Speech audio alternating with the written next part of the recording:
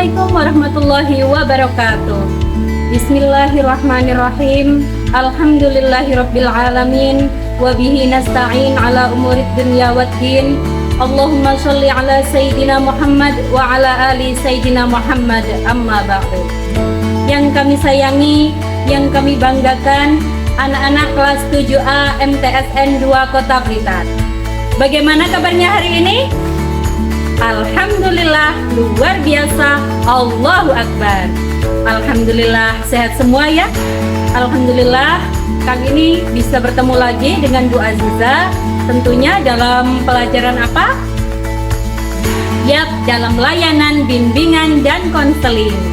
Kali ini kita akan belajar bersama dalam layanan klasikal, yaitu membahas tentang landasan hidup religius. Sebelum itu, marilah kita berdoa terlebih dahulu.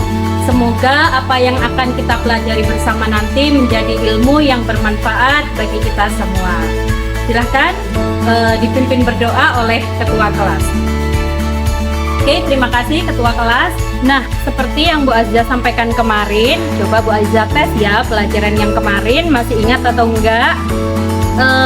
SKK, Standar Kompetensi Kemandirian Peserta Didik tingkat SMP MTS, itu ada berapa? Ada 10 ya, benar.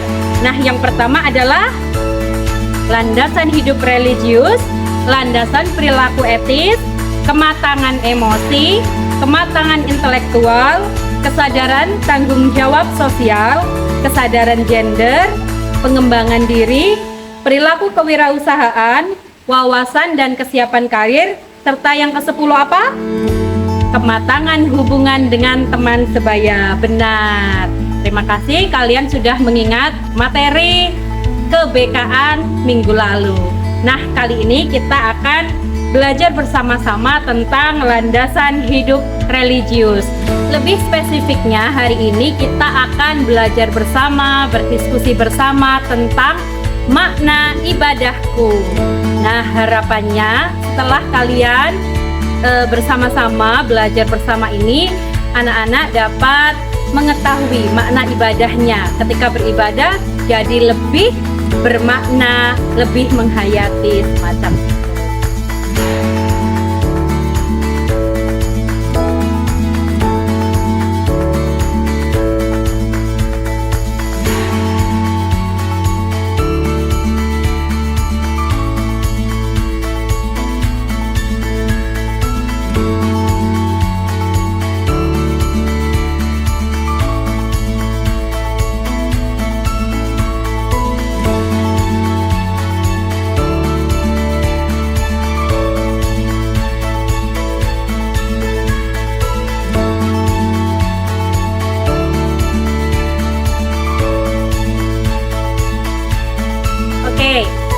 Tentang ibadah, siapa yang hari ini sudah beribadah? Angkat tangan. Oke, sudah semua ya, alhamdulillah. Kan anak MTS ya, jadi coba kalian sudah beribadah apa saja? Sholat subuh, terus apa lagi? Membaca Al-Quran, tadarus Al-Quran, apalagi? Berbakti pada orang tua, benar.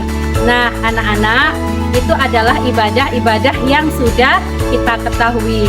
Sebenarnya kalau untuk masalah ibadah sendiri, pelajaran ibadah itu kalian sudah dapatkan di mata pelajaran PAI ya. Ada akidah akhlak, kemudian tata cara beribadahnya dibahas dalam fikih.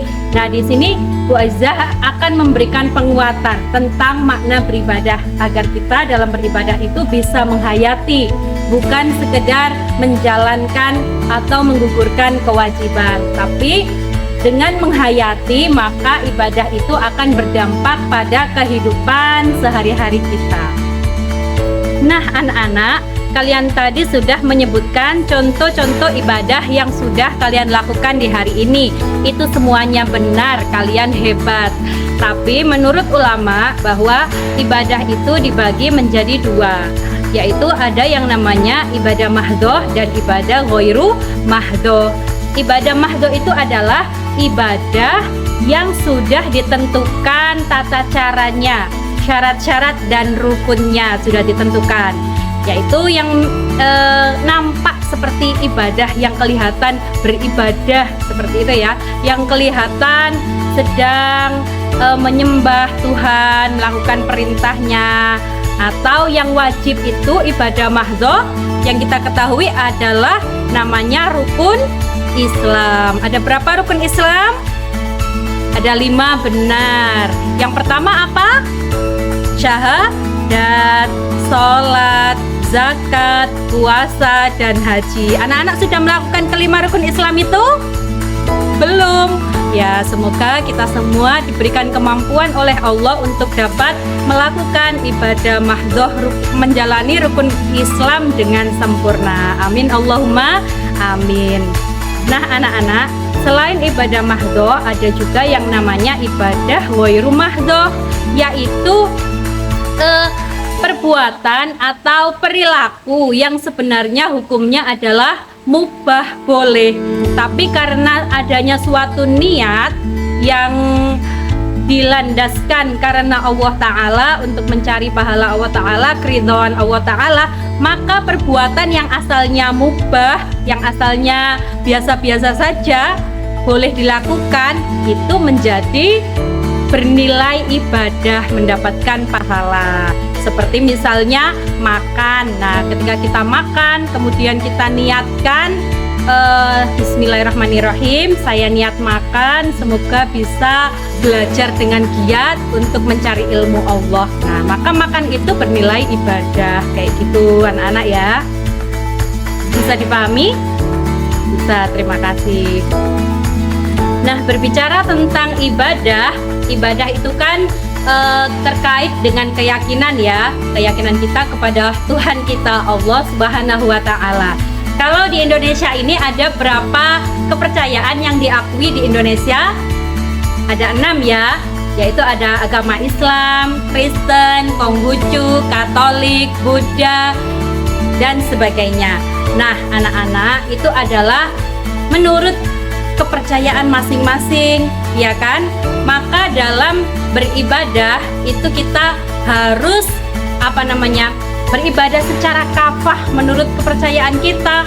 Kita sebagai orang Islam harus belajar dengan rajin, dengan secara detail bagaimana Islam itu, karena agama itu adalah sudah sempurna.